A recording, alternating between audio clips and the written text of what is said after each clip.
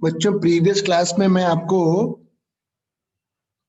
एक तो phasor diagram के बारे में बता गया था और फेज डिफरेंस जीरो का क्या मतलब होता है, फेज डिफरेंस पाई का क्या मतलब है, फेज डिफरेंस पाई बाय 2 का क्या मतलब है, वो बिहेवियर दो चीजों के बीच में कैसा बिहेवियर का डिफरेंस है वो बताता है। और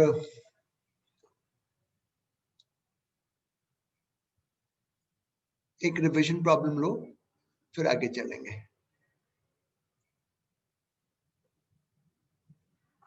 सपोज y दिया हुआ है, ये सिंपल हार्मोनिक की डिस्प्लेसमेंट की इक्वेशन दी हुई है।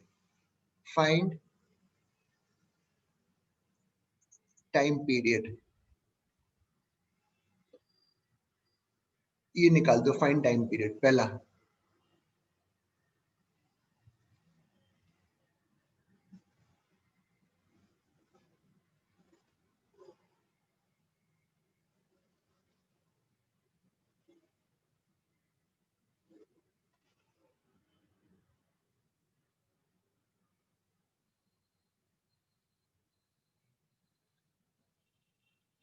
तो कैसे निकालेंगे टाइम पीरियड, ये जो टी का कोफिशिएंट है वो ओमेगा है, ओमेगा होता है 2 pi by T equal to 100 pi, so time period is 1 by 50 second.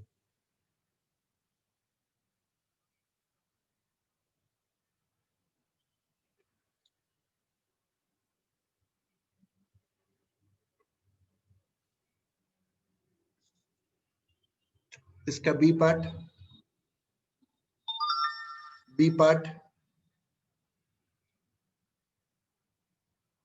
How much time, थोड़ा बड़ा चैप्टर है, जनवरी लग जाएगा खत्म करने में। How much time it will take for, how much time it will take, how much time it will take to move, how much time it will take to move from mean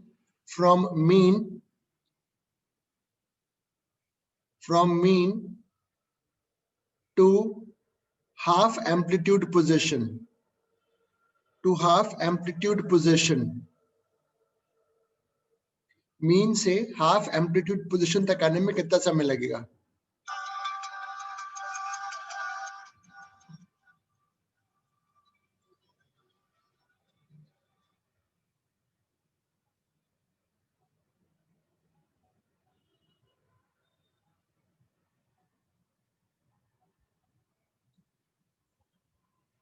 तो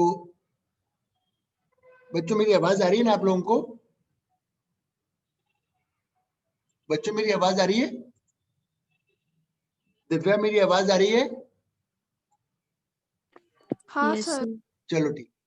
तो अब मैं पूछ रहा हूं कि mean से half amplitude तक जाने में कितना समय लगेगा। हाफ एम्पलीट्यूड मतलब 10 हो गया।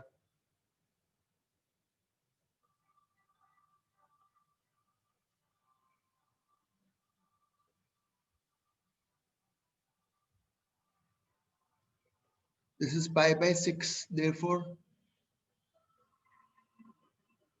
इतना सेकंड लगेगा उसको मीन से हाफ एम्पलीट्यूड तक जाने में।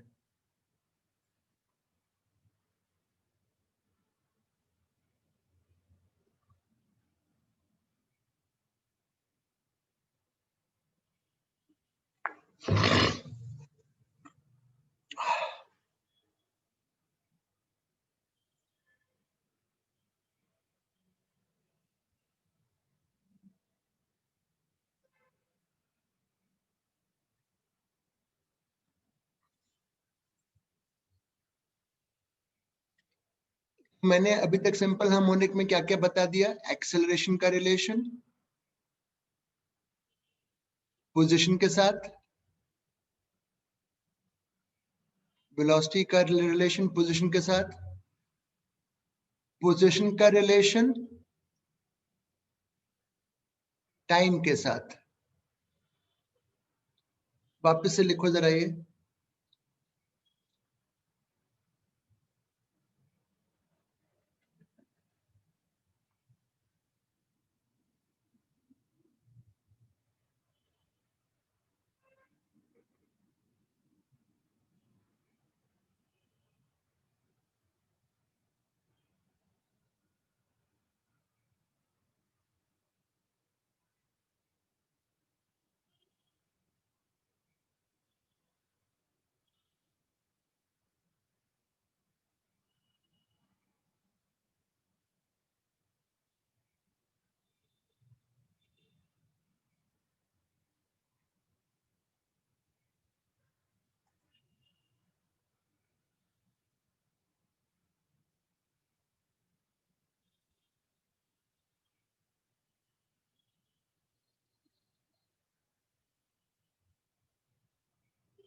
लिख लिया?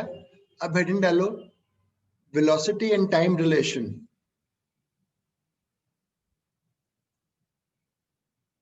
Velocity and time relation.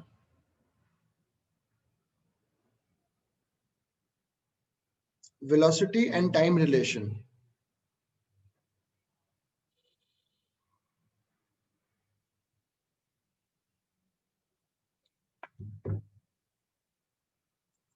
तो वो देखो अभी कैसे निकालूंगा। सपोज x मेरे को दिया हुआ है, ये x equal to a sine omega T. अब मुझे v और टाइम निकालना है, तो v हो गया dx by D T. a sine का डिफरेंशियल हो गया cos और ये ओमेगा टी, तो v आ गया a omega cos omega T. मतलब यहां से लिखो इफ x, अगर x, अगर पोजीशन टाइम का ये रिलेशन है, इफ दिस देन, क्योंकि position time a sin omega t भी हो सकता है, a cos ओमेगा t भी हो सकता है, a sin omega t plus 5 भी हो सकता है। तो इफ x ये दिया हुआ है तो va, अगर ये पोजीशन और टाइम का है तो va है। लिख लो बेटा जी।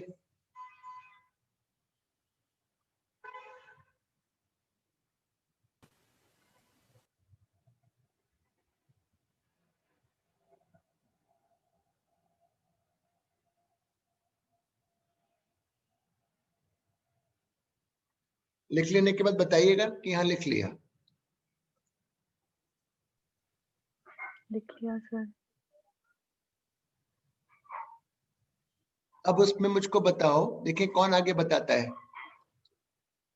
The phase difference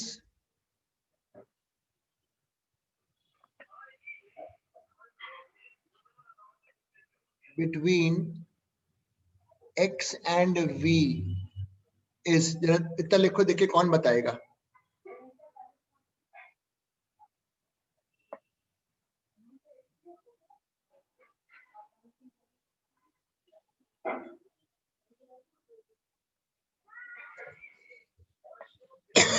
phase difference x और v के बीच में क्या है?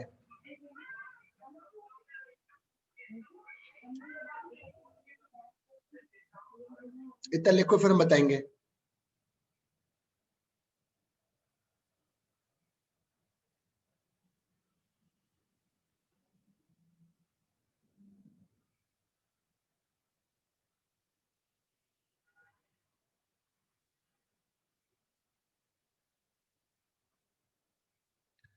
बताऊं? कोई मुझे बताएगा क्या हो सकता है फेज डिफरेंस? फेज डिफरेंस निकालने के लिए अगर ये एक फंक्शन साइन का है तो दूसरा भी साइन होना चाहिए, अगर एक कॉस है दूसरा भी कॉस होना चाहिए। तो मैं कॉस को साइन में बदल दूंगा।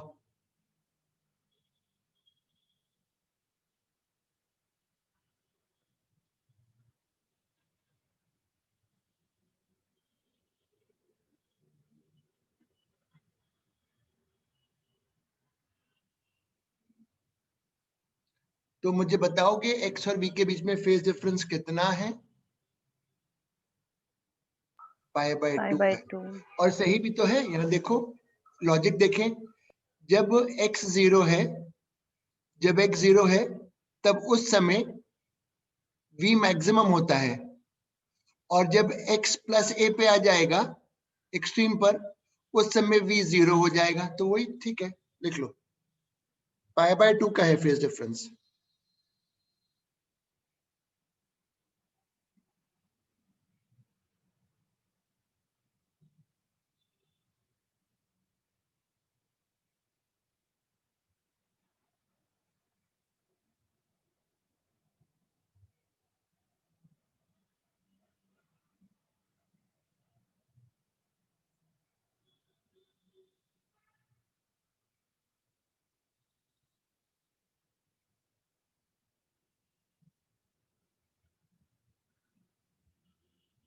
लिख लिया हो तो बताना।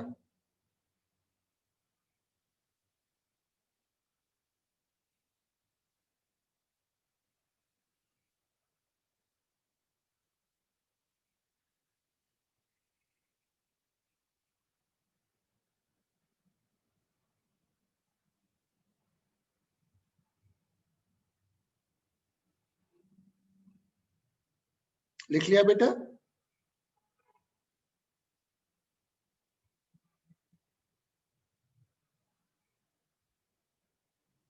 Yes sir.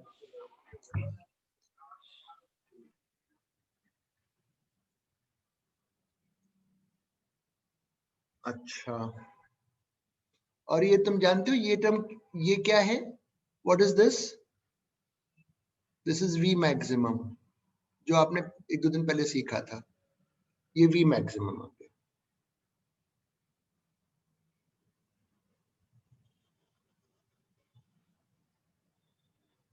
अब लिखो, एक चीज बच गई टाइम के साथ निकालने के लिए, acceleration and time relation. Acceleration and time relation.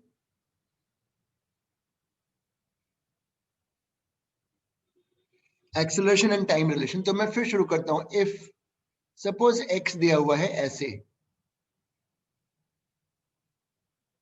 तो पहले वी निकालता हूं।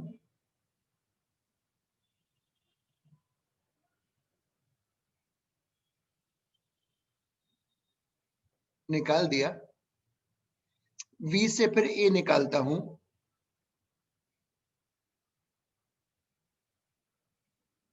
कॉस का डिफरेंशियल तो हुआ माइनस साइन, और ओमेगा टी में केवल ओमेगा बाहर आ जाएगा तो हो गया।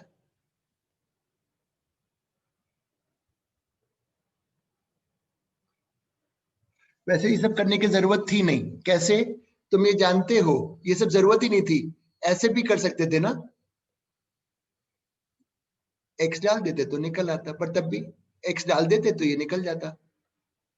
इतना लिखो। सर इफ क्यों लिखते हो? क्योंकि बेटा पोजीशन टाइम में जरूरी नहीं है कि हमेशा वो मोशन मीन से स्टार्ट हो रहा हो सकता है किसी पॉजिटिव एक्सट्रीम से, किसी किसी और जगह से स्टार्ट हो रहा हो। लिख लो।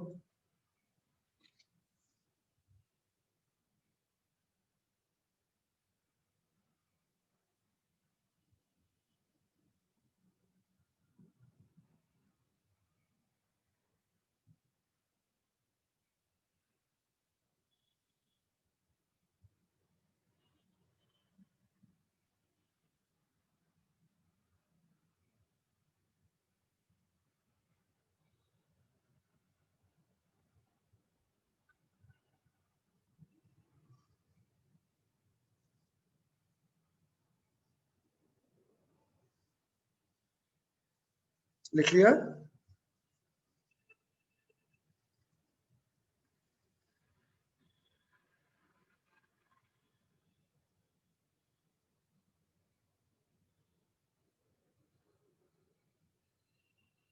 लिख लिया बेटा? हाँ ना तो बोल दो।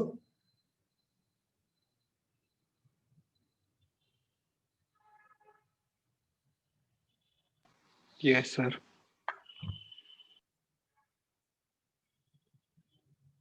अब फिर देखो यहाँ पे, आपने अभी इसी को अपने अपनी कॉपी में आप ऐसे भी लिख सकते हो, यहाँ पे लिख लेना। ये जो टर्म था, इसको मैं अगर ऐसे लिख रहा हूं तो तुम्हें कोई इसमें आपत्ति नहीं होनी चाहिए। तुम अपनी कॉपी में लिख दो ऐसे करके। इतना लिखो पहले। मैं सबको साइन में ले आऊंगा, ये साइन में, ये साइन में, और इसको भी साइन में लिखूंगा एक्सेलरेशन को। सर इसको ऐसे लिखूंगा,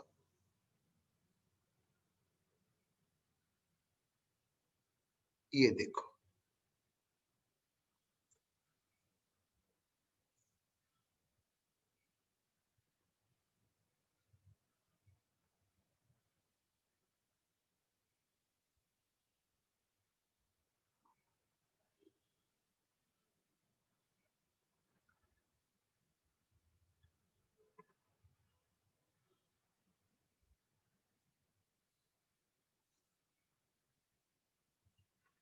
तो इससे क्या इंटरप्रेट कर रहे हो?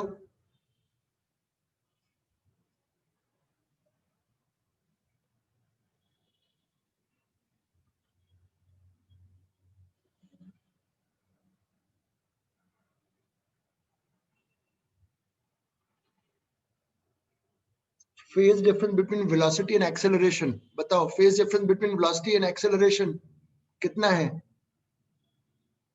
बताओ phase difference between velocity and acceleration कितना है? पाई। गलत।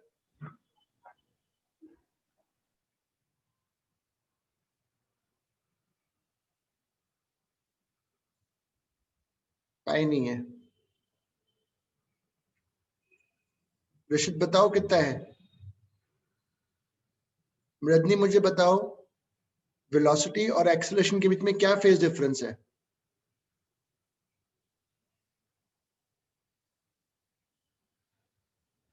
अरे यहाँ देखो बेटा, ये साइन में लिखा है और ये साइन में, तो यहाँ प्लस पाई बाय 2, यहाँ पाई, तो इट इज पाई बाय 2।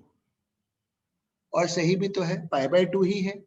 कैसे पता चलता है? देखो फिर से, जब पाई बाय 2 में क्या होता है, जब एक वैल्यू 0 है तब उस समय दूसरे की मैक्सिमम होती है। जिस समय v मैक्सिमम है यहाँ पर, उस समय यहाँ पे a 0 है। जब यहाँ पे v 0 है तब यहाँ पे a मैक्सिमम है।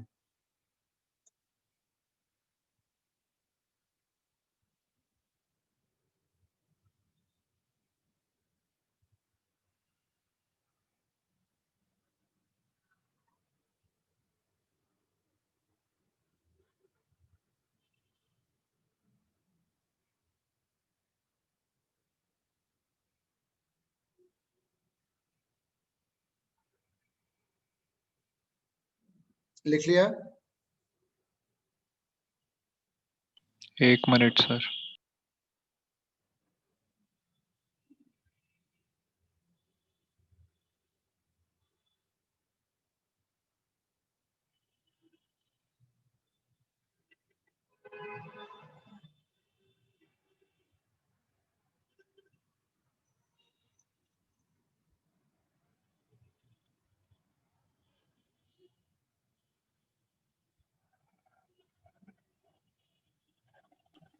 लिख लिया सर। अब उसी में लिखो, the phase difference between position and acceleration is, the phase difference between position and acceleration is,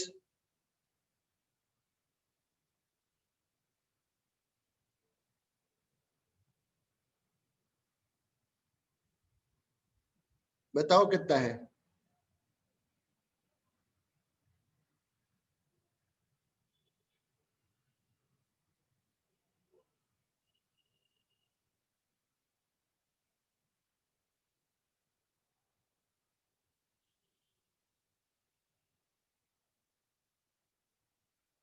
बताओ बताओ बताओ बताओ बताओ बताओ।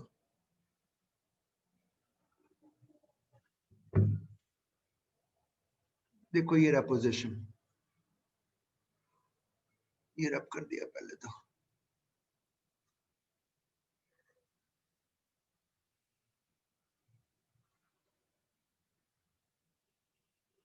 साफ कर देते हैं ताकि तुम अच्छे से देख पाओ।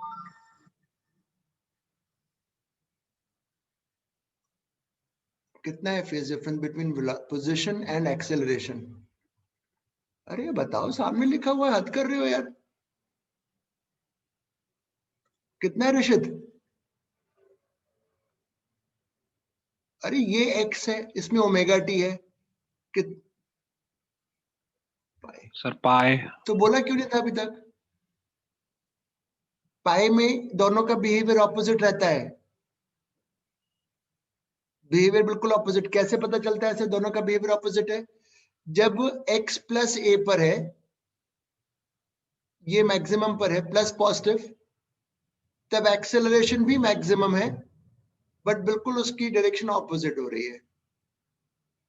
बिल्कुल सही है। जब एक प्लस वैल्यू की एक्सट्रीम पर होगा तब दूसरे की नेगेटिव एक्सट्रीम होगी। दोनों मीन पे एक साथ होंगे। फिर यहाँ पे जब एक x जब माइनस ए एक्सट्रीम पर होगा तब डायरेक्शन देखो ना, इसकी इसकी वैल्यू, मतलब एक दूसरे के बिल्कुल ऑपोजिट वैल्यू में चलेंगे।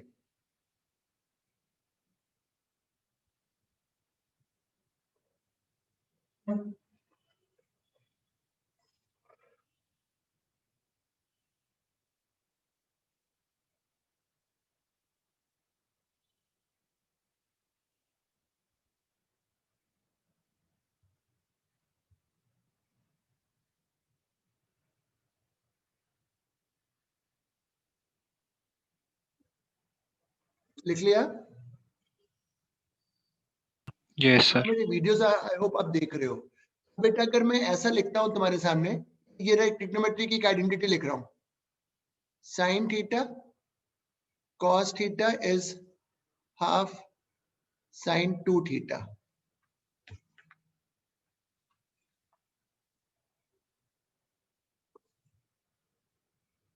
इतना लिखो, फिर क्वेश्चन देता हूं। सपोज मैंने x दिया, पोजीशन,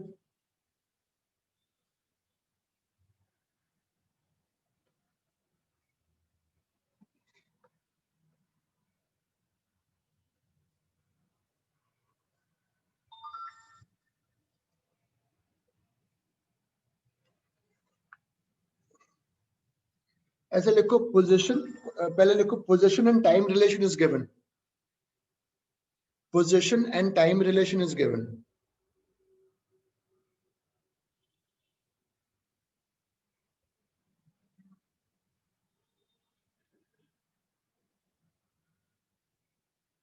पहला पार्ट,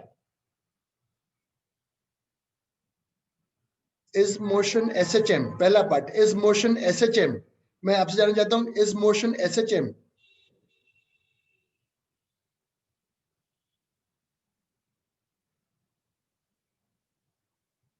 इज मोशन एसएचएम? तो इसको पहले, अरे सर क्या समझ में नहीं आ रहा, इसको देखो ऐसे लिखो, पहले ये सॉल्व करेंगे तो ये हो जाएगा।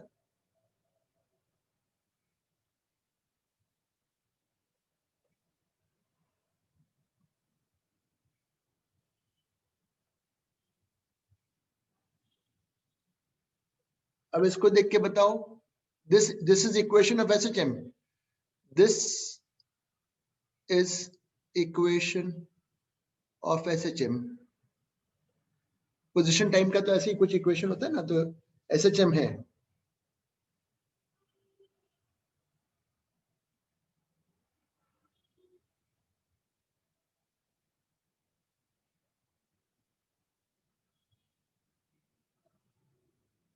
इसका अब तो हो गया, इसका B part, what is the frequency,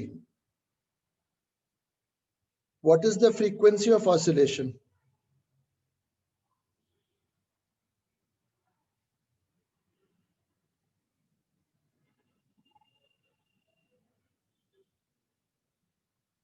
What is the frequency of oscillation?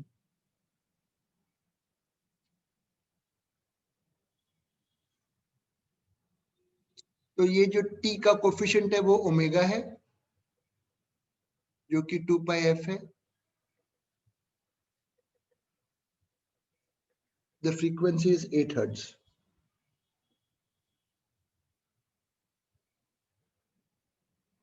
इसका next part,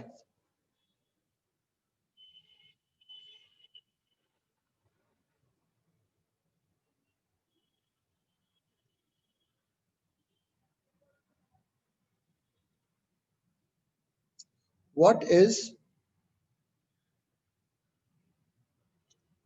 is the maximum velocity of SHM?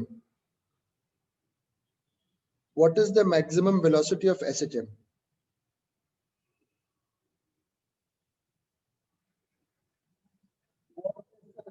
Velocity of SHM.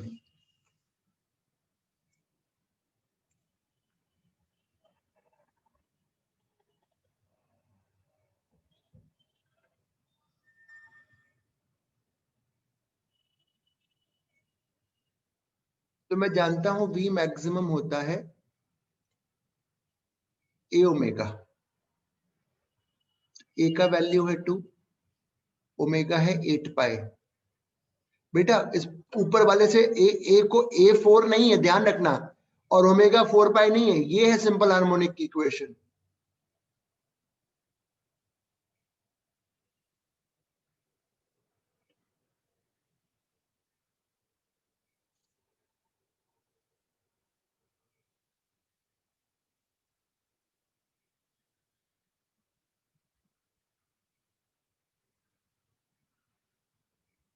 एक और देते हैं,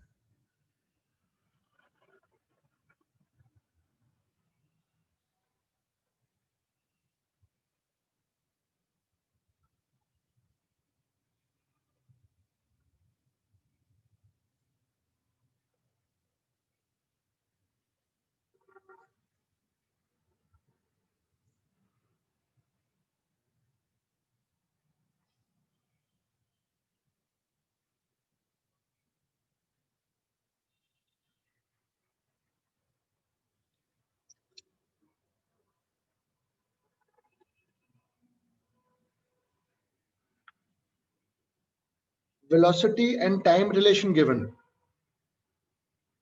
Velocity and time relation for SHM is given.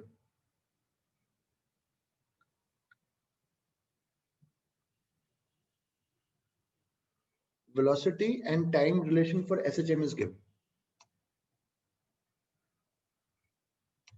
पहला part. What is the maximum velocity?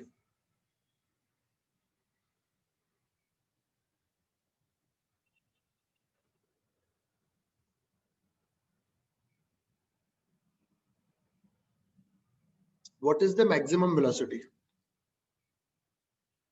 तो पहले इसको convert करो प्रॉपर वे में.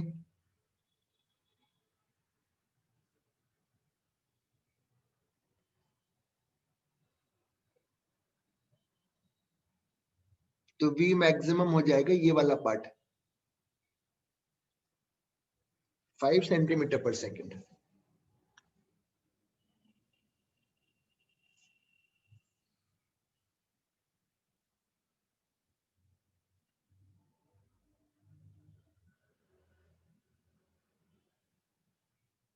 इसका B part. What is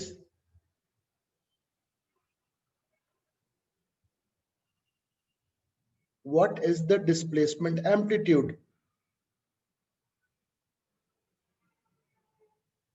Rishit तेरी फीस आ गई ना? ऋषित तू नहीं करवाई ना फीस ये बेटा अभी जमा?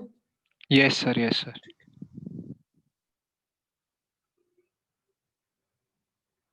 What is the displacement amplitude?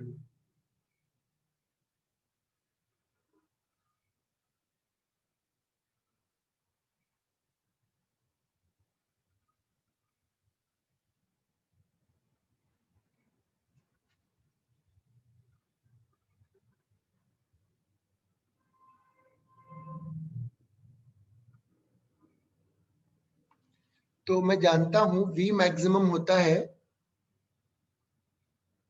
a omega और ओमेगा का वैल्यू है 40 पाई.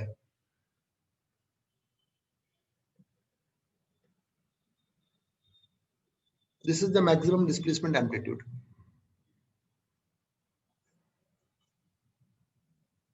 मतलब कुछ नहीं, सिंपल हार्मोनिक की जो इक्वेशन है वो ऐसा नहीं कि सीधी सीधी लिख जाए केवल sine S. It can be any trigonometric function proper way में, बट वो अल्टीमेटली कन्वर्ज होकर होना चाहिए a sin omega t plus 5 या a cos omega t plus 5.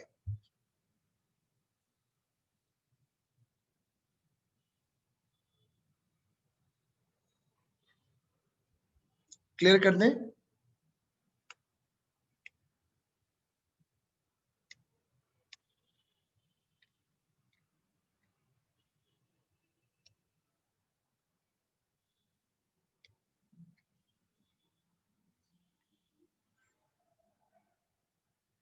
एक और ट्रिग्नोमेट्रिक इक्वेशन होता है जो आपको याद करना है. cos square theta minus sine square theta बराबर cos 2 थीटा.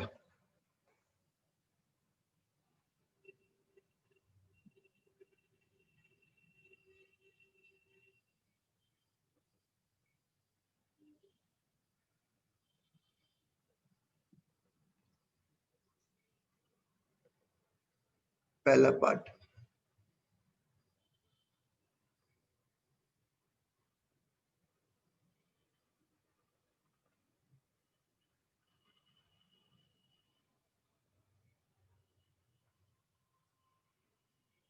इतने 3 पार्ट निकालो पहले.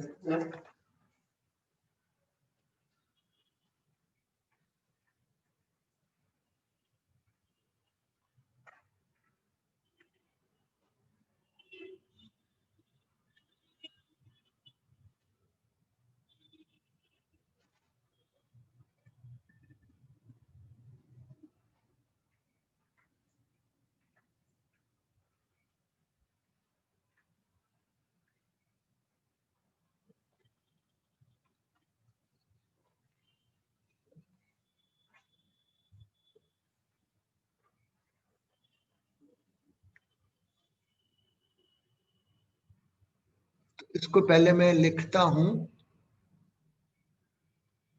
देखो कैसे।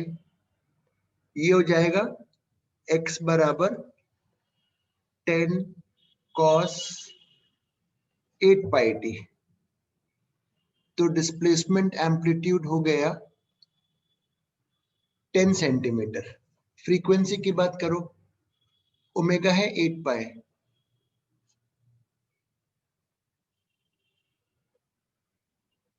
4 हर्ट्ज। मैक्सिमम वेलोसिटी बोलो क्या होता है, ए ओमेगा। ए है 10 और ओमेगा है आपका 8 पाई,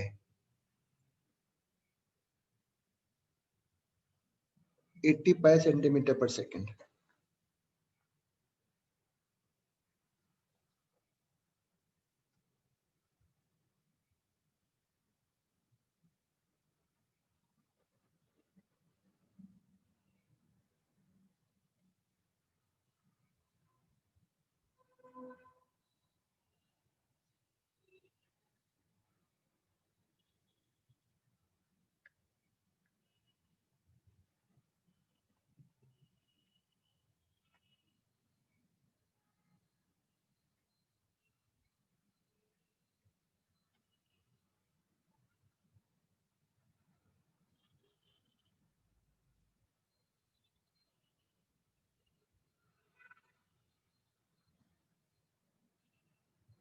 अब देखो फिर से सिखाता हूँ कुछ अच्छा। सपोज x लिखा हुआ है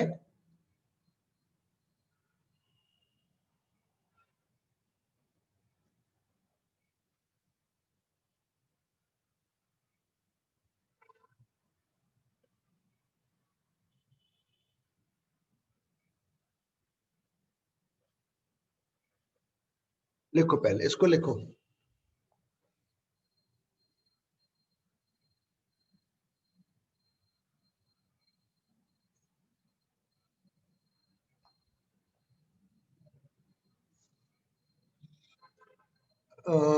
what is the displacement amplitude of SHM? What is the displacement amplitude of SHM?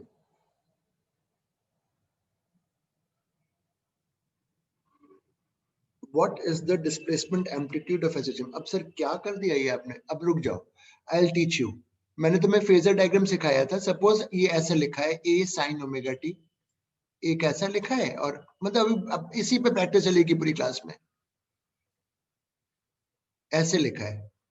अब मुझे मैक्सिमम एम्पलीट्यूड निकालना है, तो बेटा फेजर डायग्राम में इसको रिप्रेजेंट करते हैं। दीज आर टू, इनको वेक्टर्स की तरह दिखा देते हैं। इसमें कोई एंगल नहीं लिखा तो उसको a1 को यहां दिखा दो, और ये ऐसे घूम रहे हैं, ऐसे घूम रहे हैं। अब a2 का जो है इससे वो कितना आगे चल रहा है, फाई। ये दिखा दो। अब हमने कहा था ये वेक्टर्स की तरह, इनको वेक्टर्स की तरह ट्रीट करना है। तो अब इन दोनों का अगर रिजल्टेंट निकालते हो,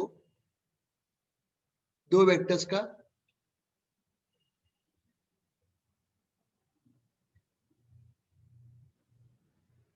तो ये जो x का फंक्शन बना finally a sine omega T plus, plus में क्या आएगा, प्लस में बेटे रिजल्टेंट कहीं कुछ इधर आएगा। लेट से ये कोई एंगल थीटा है, जो हम बाद में देखेंगे थीटा कैसे निकालते हैं। ये आ गया, this is the maximum amplitude. इतना लिखो, उसमें थ्योरी लिखो, थ्योरी लिखो। We will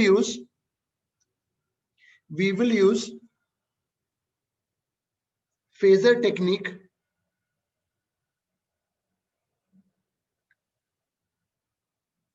we will use phasor technique for finding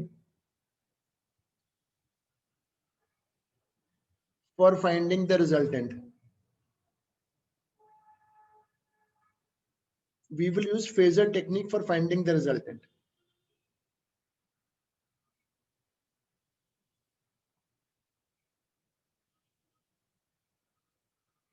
अभी अब पूरी क्लास में ऐसी कुछ एग्जांपल से सिखाऊंगा, लिख लो।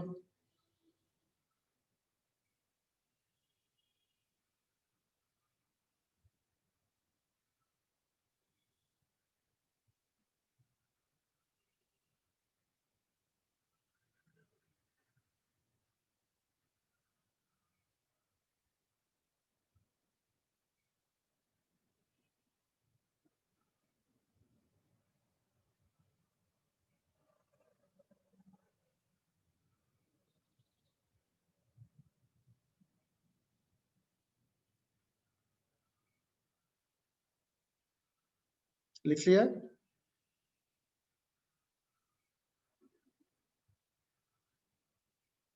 Yes, sir. अब हम वापस अपने ऊपर वाले एग्जाम्पल पे जाते हैं।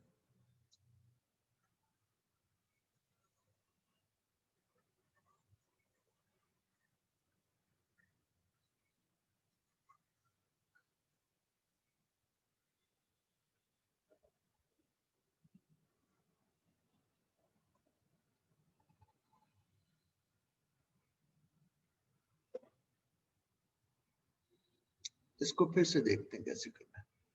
तो एक काम करो, इसमें तो कोई एंगल है नहीं, तो उसको 4 इधर दिखा दो, और ये 460 डिग्री आगे चल रहा है इससे, और इनके बीच में एंगल है 60 डिग्री। तो ये तो सीधे सीधे रिजल्टेंट तुरंत निकाल दोगे आप आसानी से। 4 स्क्वायर 4 स्क्वायर, इसको सॉल्व पूरा करोगे तो 4√3 आ जाएगा। और क्योंकि तुम तो वेक्टर्स मुझसे पढ़े हुए हो, कोई मुझे बताएगा ये तो बिल्कुल बराबर वैल्यू के हैं, तो रिजल्टेंट जो आया है 4√3 वो यहां से 30 डिग्री पे बनेगा। तो जो फाइनल इक्वेशन बनेगी x बराबर 4√3 साइन 2t प्लस 30 डिग्री, ये बन गई। This is the final. लिख लो। तो मैंने डिस्प्लेसमेंट एम्पलीट्यूड पूछा था,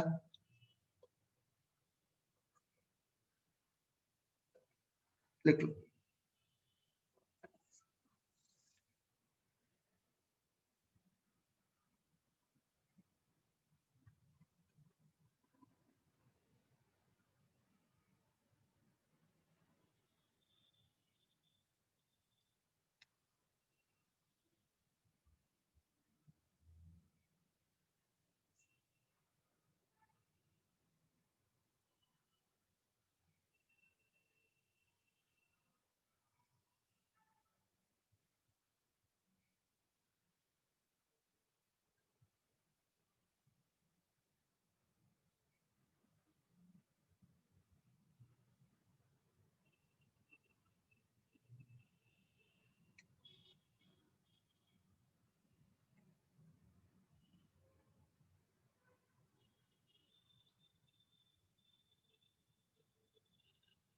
लिखा?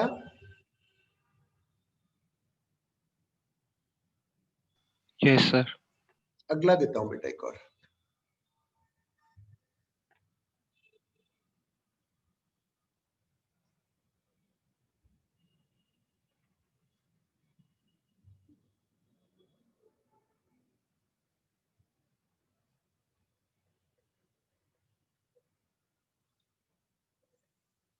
लिखो।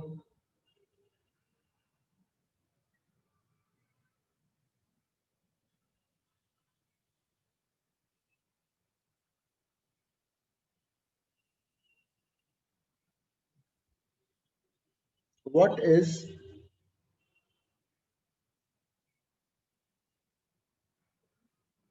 the displacement amplitude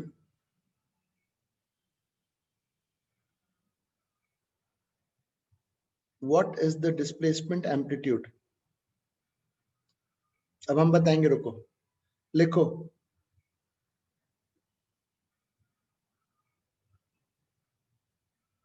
लिखो। We will use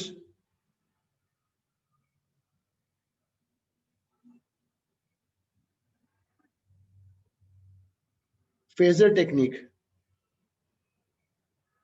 We will use phasor technique.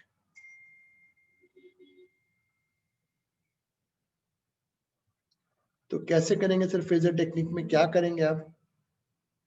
अरे सर एक तो साइन है, कॉस है। तुम्हें याद है फेजर टेक्निक में या तो दोनों साइन में करो या दोनों कॉस में करो। तो मैंने कॉस को साइन में करना सीखा हुआ है।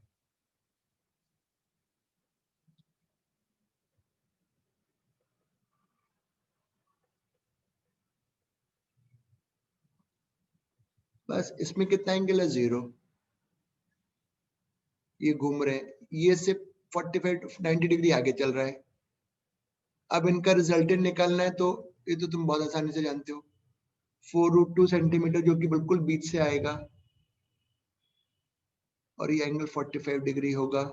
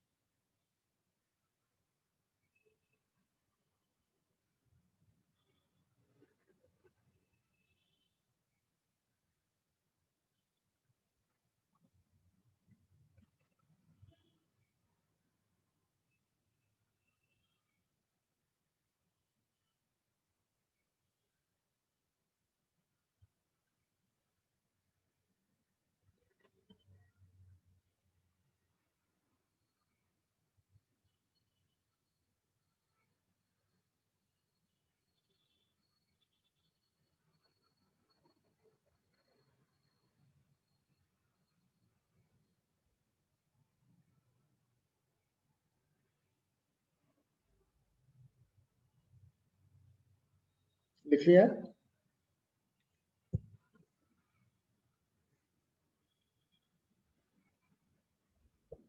अगला दे रहा हूं। लिख लिया सर।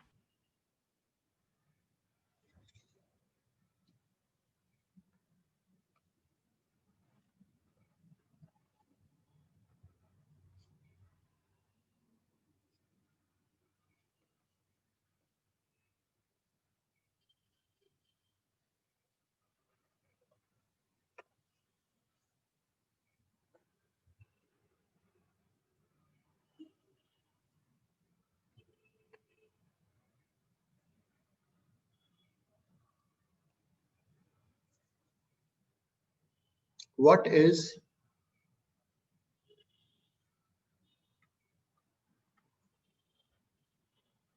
the displacement amplitude?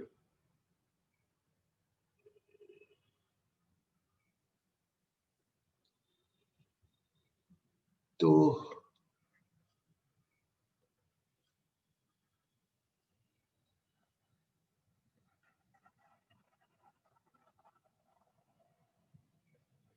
ये किया,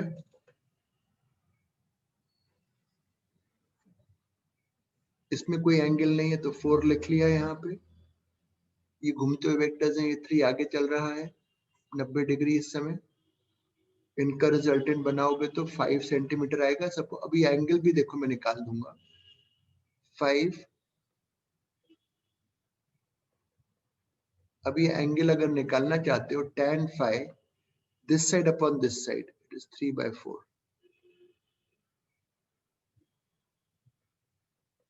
तो वो जो भी आएगा।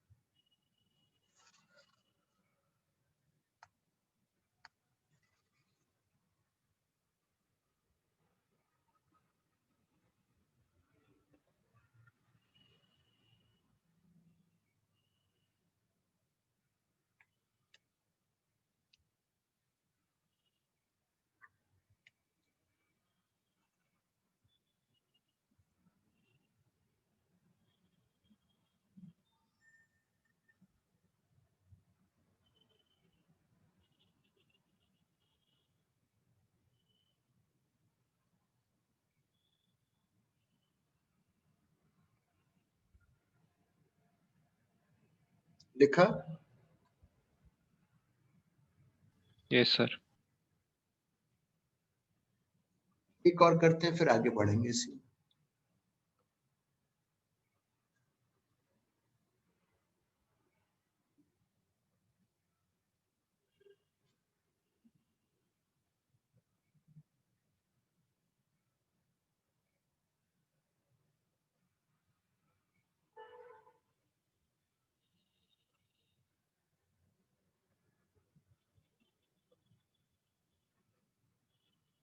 अच्छा चलो एक थोड़ा दूसरा, चलो चलो एक और दे दूंगा इसके बाद। चलो लिखो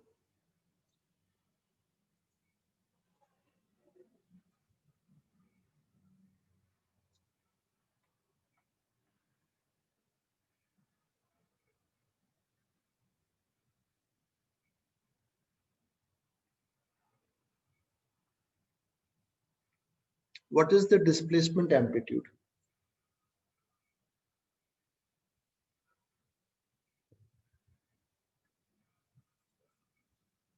तो सबसे पहले तो इसको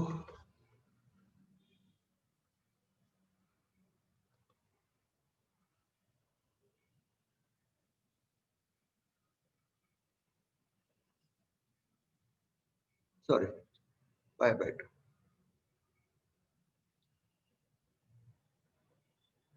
ठीक है 8 3 इससे पाई और आगे चल रहा है अब 8 और 4 का रिजल्टेंट 4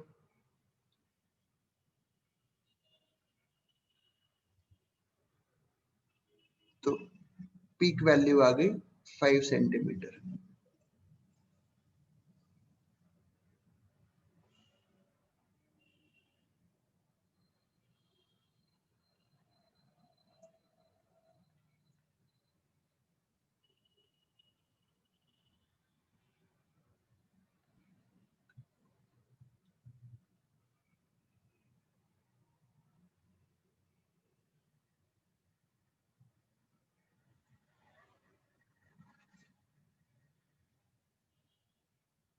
लिख लिया sir.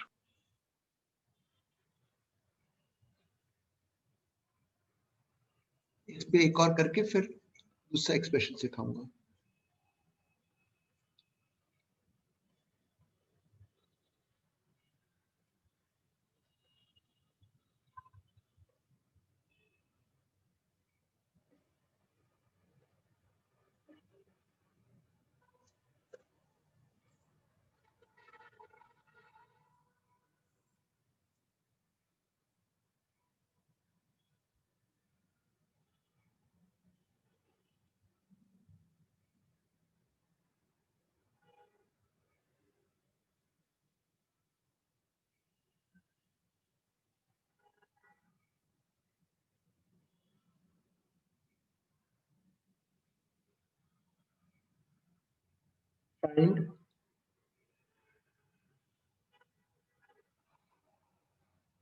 find the displacement amplitude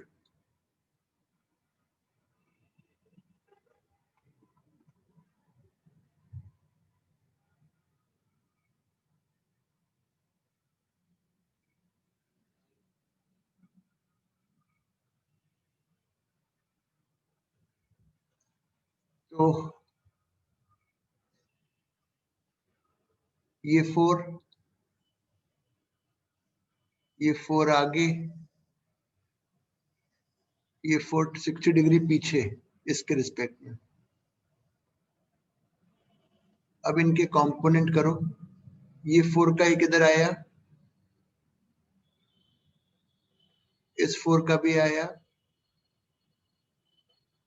इस 4 का ऊपर हुआ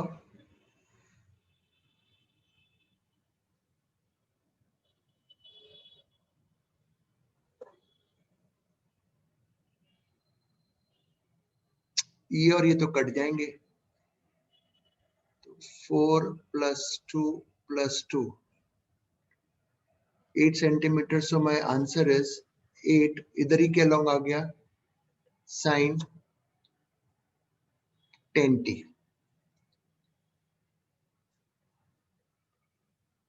ये आ गया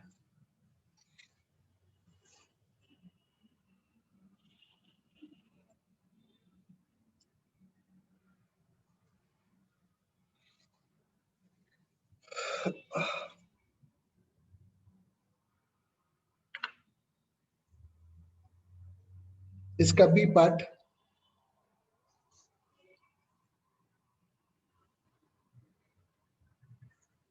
find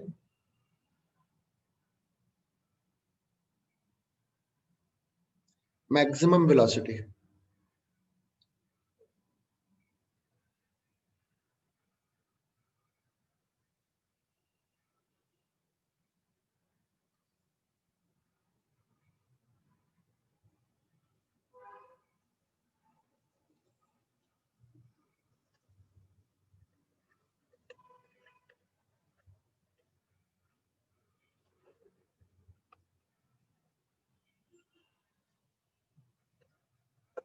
This is the maximum velocity.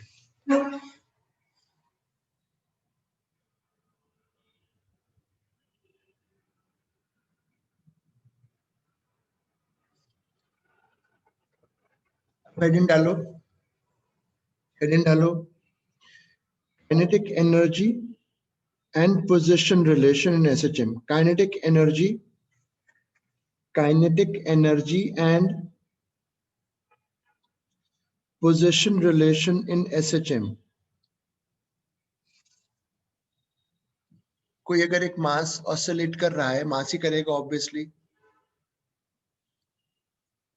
तो काइनेटिक एनर्जी निकालना है, तो वो mv²/2 होता है। अगर v का जो एक्सप्रेशन है अपने पास पोजीशन के साथ,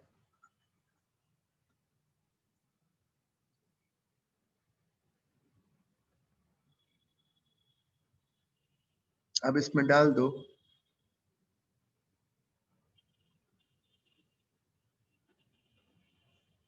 ये आ गया।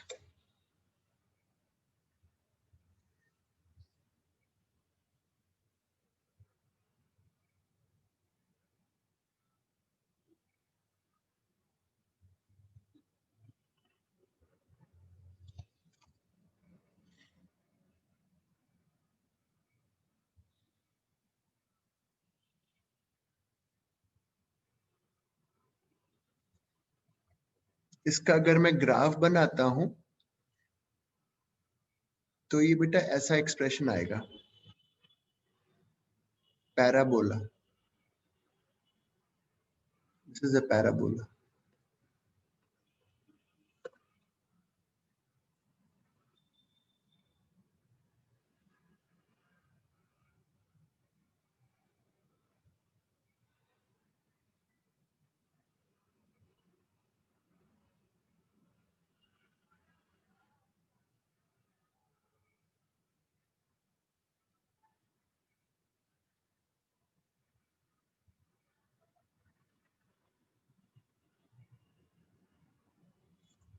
और मैक्सिमम काइनेटिक एनर्जी तो ऑब्वियसली मीन पर होगा।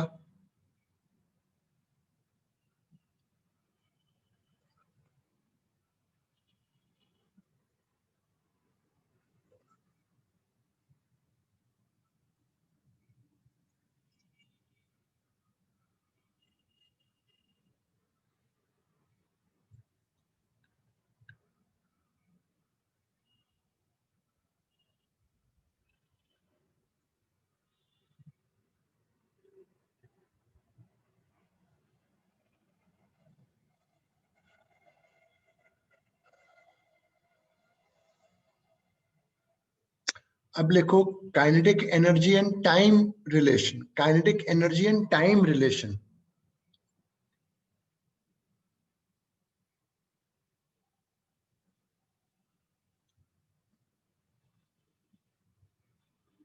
अगर ये x है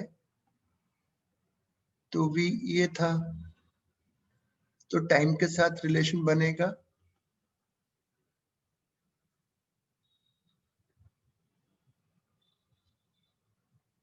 ये बनाओ पहले।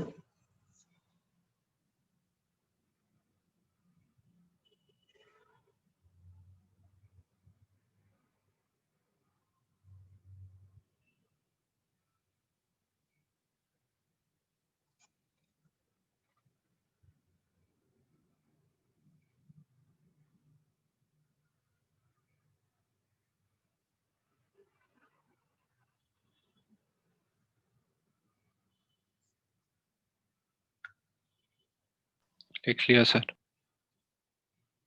अब देखो मैं ग्राफ बनाना चाहता हूं इसका टाइम के साथ। पहले तो टाइम और एक्स का ग्राफ, ऊपर देखो साइन ओमेगा टी था, तो ऐसा ग्राफ बन जाएगा। अब इसी के नीचे मैं काइनेटिक एनर्जी का ग्राफ बनाऊंगा, देखना प्लीज। बना रहा हूं अभी।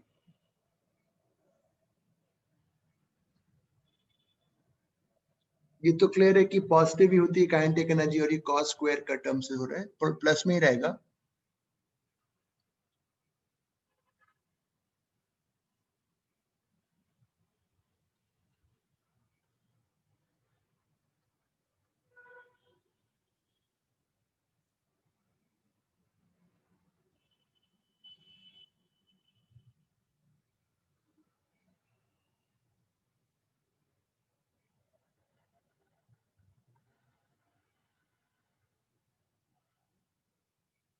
ऐसे करके बनेगा।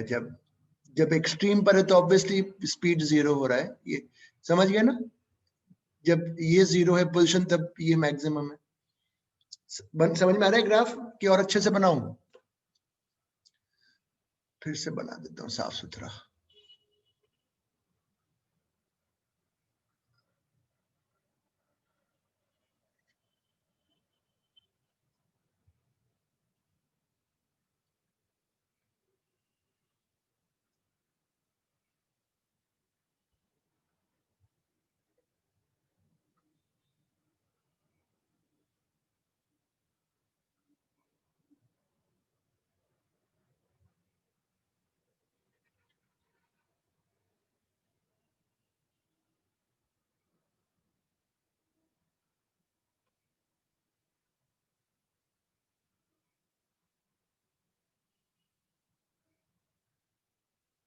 ऐसे करके तो इसकी अगर एक साइकिल का टाइम t है, पूरी साइकिल का, तो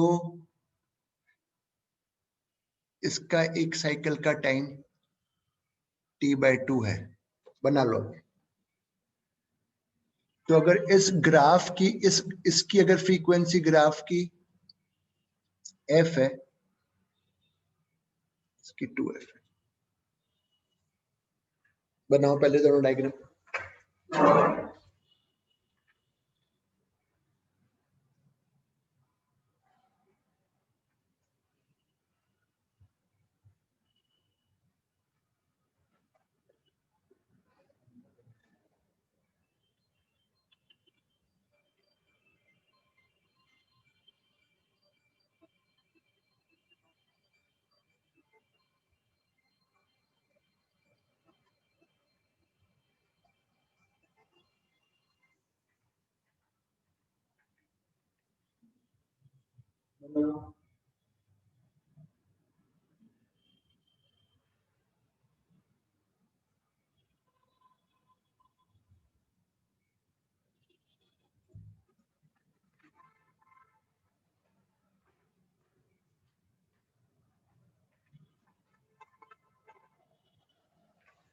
चलो आज का तो हो गया टारगेट कंप्लीट। बेटा मैं इस कमिंग वीक से आपको शाम को मंडे वाले डेज में भी पढ़ाऊंगा। अब मुझे थोड़ा इसको मैं बंद कर दूं पहले।